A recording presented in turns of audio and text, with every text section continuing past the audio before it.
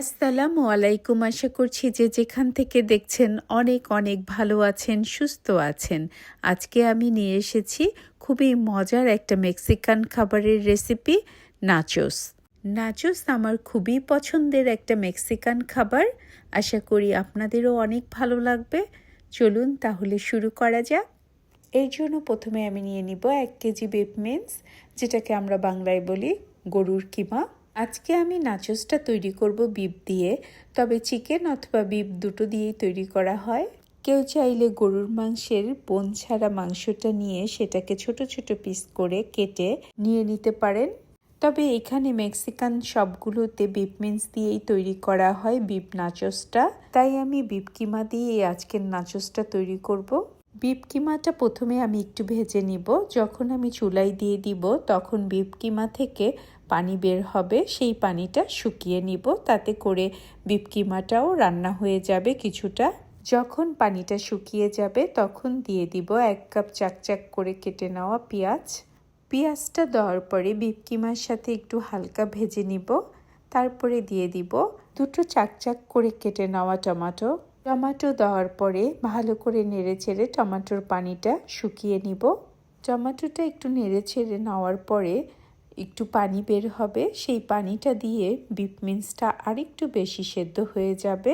কিছুটা পানি যখন শুকিয়ে যাবে তখন দিয়ে দিব 3 চা চামচ রসুনের গুঁড়া। যদি কারো কাছে রসুনের গুঁড়াটা না থাকে সেক্ষেত্রে রসুনের বাটাটাও ব্যবহার করা যেতে পারে।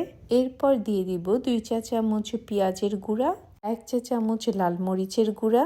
ঝালটা আপনারা আপনাদের স্বাদ মতো দিয়ে দিতে পারেন। 2 চা চামচ অরিগানো, 2 চা চামচ পাপরিকা, 2 চা চামচ ভাজা জিরার গুঁড়া, যেটাকে টেলে নেওয়া বলা হয়। মশলাগুলো দেওয়ার পরে যখন একটু নেড়ে নিব, খুব সুন্দর একটা নাচোস স্মেল ছড়িয়ে পড়বে চারপাশে।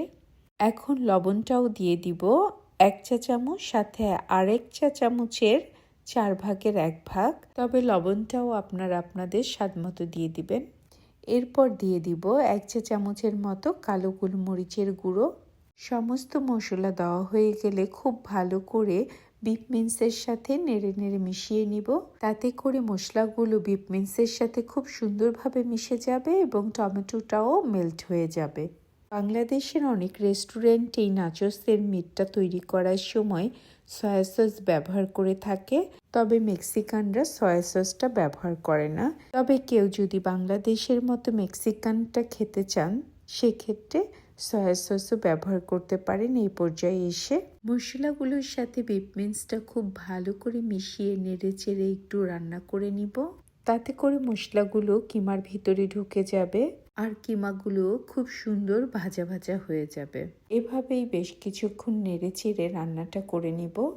বিফ মিন্সটা পুরোপুরি সেদ্ধ হয়ে গেছে, তবু একটু হালকা পানি রয়ে গেছে। একটু পানি পানি থাকা অবস্থায় আমি দিয়ে দিব 1 কাপের 4 ভাগের 1 ভাগ ময়দা, তাতে করে গরুর কিমার মধ্যে হালকা একটু স্টিকি ভাব চলে আসবে। এতে নাচোসটা আরও বেশি টেস্টি হবে। এরপর আরেকটু সময় ধরে ভালো করে ময়দার সাথে বিফ মিন্সটা মিশিয়ে নিতে হবে আর একটু ভাজা ভাজা করে নিতে হবে। যারা চিকেন দিয়ে তৈরি করবেন তারাও একই রকম মশলা ব্যবহার করবেন। নাচোসের মিটটা পুরোপুরি রেডি। এবার আরেকটা প্যানে নাচোস সসটা বানিয়ে নিব। ফ্রাই প্যানে দিয়ে দিব 3 চা চামচ বাটার। কেউ চাইলে ঘিও ব্যবহার করতে পারেন, তবে বাটারটা দিয়েই এই নাচোসের রেসিপিটা খুব সুন্দর হবে। যখন বাটারটা একটু গলে যাবে তখন দিয়ে দিব 1 কাপের 4 ভাগের 1 ভাগ ময়দা। একটা জিনিস না বললেই নয়, এই সসটা তৈরি করতে অবশ্যই ময়দা ব্যবহার করতে হবে। আটা অথবা কর্নফ্লাওয়ার দিয়ে এই সসটা সুস্বাদু হবে না। ময়দাটা তারপরে খুব সুন্দরভাবে মিশিয়ে নিলাম বাটারের সাথে। এরপর একটু সময় ধরে ভেজে নিব।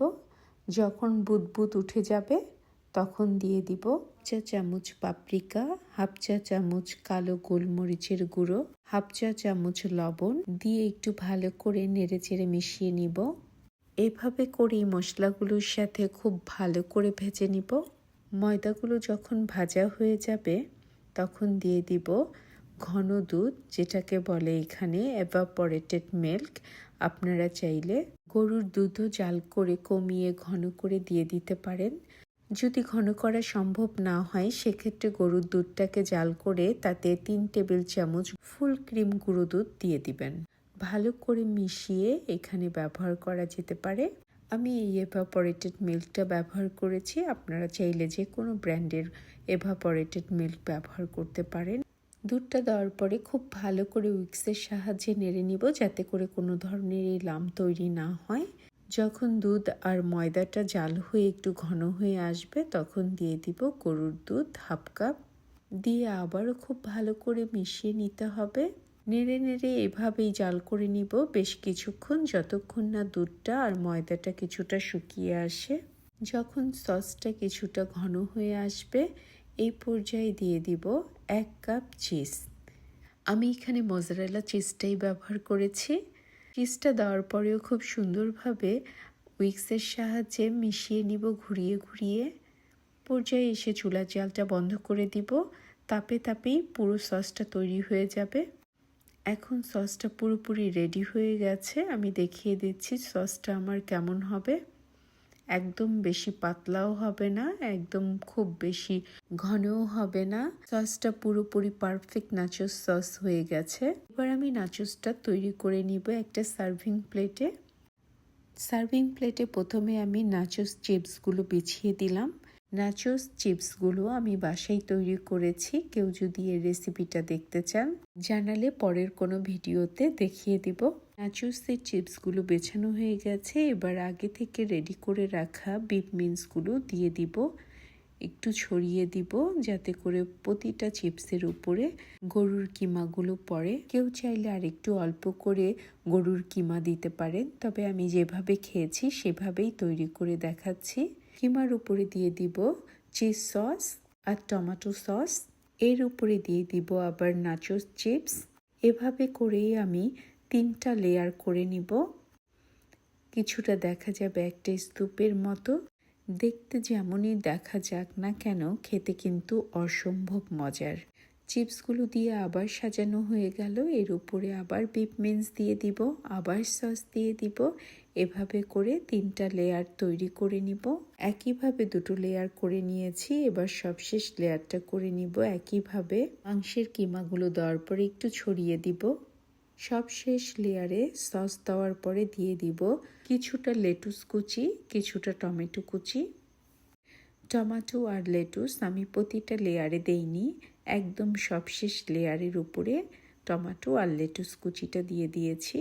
সবশেষে দিয়ে দিচ্ছি চিজ সস আর টমেটো সস। একটা কথা না বললেই নয়, বাংলাদেশের রেস্টুরেন্টগুলোতে প্রতিটা লেয়ারের পরেই একটু করে গ্রেটেড চিজ দিয়ে দেয়, তবে আমি এখানে এভাবেই খেয়েছি তাই এভাবেই বানিয়ে নিলাম। চমৎকার মজার নাচোস রেসিপিটা তৈরি হয়ে গেল। যদি আমার এই চমৎকার মজার নাচোস রেসিপিটা কারো ভালো লাগে তবে অবশ্যই একটা লাইক, কমেন্ট অ্যান্ড সাবস্ক্রাইব করে আমার পাশে থাকবেন।